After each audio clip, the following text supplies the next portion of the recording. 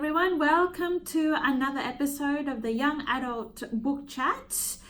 Today we're not going to do anything new, although it might be new if you haven't read the book. I'm just going to basically review a book that I've been rereading during this isolation period because of COVID. And so without further ado, we'll go to it. So the book we're going to be reviewing today is David Eddings' Pawn of Prophecy. Now, this book is a fantasy supernatural book. And although it is listed as adult in our catalogue, it is, I feel, more suited for young adults. And the book is basically about a boy named Garion, and he's growing up in a farm in an idyllic setting, pretty much with his aunt Paul. And the story is basically about him growing up. It's a coming of age story, and it's him finding out who he is in this world that he is born into, and the destiny that is his to be had, to be perfectly clear about it.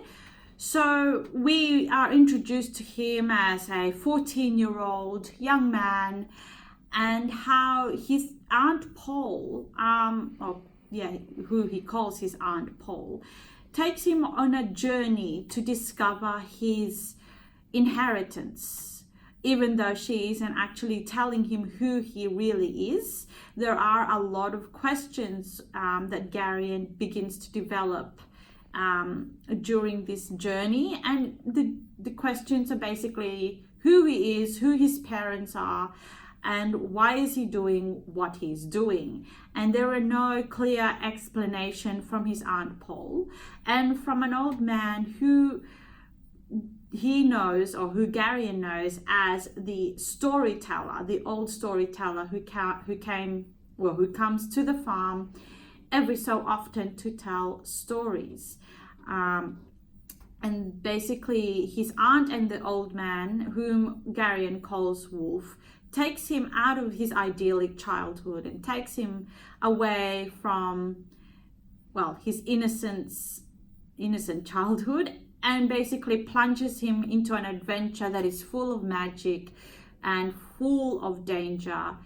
And it's all aimed at him finding out who he is and what his greater destiny is. So the book basically begins with a prophecy that the orb, this magical orb that the old storyteller tells of in the stories that he tells Garion, is or has been stolen from where it was supposed to be safely kept. And it is the responsibility of Garion and his aunt Paul and the old man and diverse characters of other people to go out and find the orb, because the prophecy goes that if the orb is ever stolen or taken, the West, which is what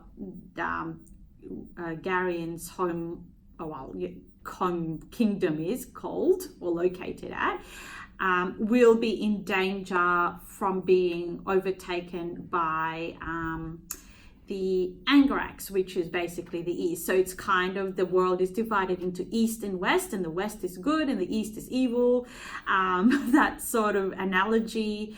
And so they are trying to prevent the thief from crossing over to the Eastern kingdoms to hand the orb over to this evil god called Torak, and he's supposed to be the dragon god of the Eastern peoples. And basically they're trying to prevent that god from ever waking up and using the orb against the West. And with this book, without actually spoiling it a great deal, it is said that the orb is only ever accepts the touch of the true king of the West, or the overlord of the West. about the line of the overlord has been dead, or is said to have been dead for 1300 years. So they don't, the Western kingdoms don't actually know who is going to be the next overlord of the West, because all the descendants of the overlord has been killed. And this is where Garion's questioning about his inheritance comes into it, because he doesn't know who he is. He thinks he belongs to the kingdom where his aunt raised him, but a couple of other people told him he doesn't look anything like the people that that kingdom looks like. So this book, it is full of magic and mystery. So if you're into that sort of genre, I highly recommend it. And it is read by one of our fantastic narrators. So give it a go, and it's available in Daisy format in the library.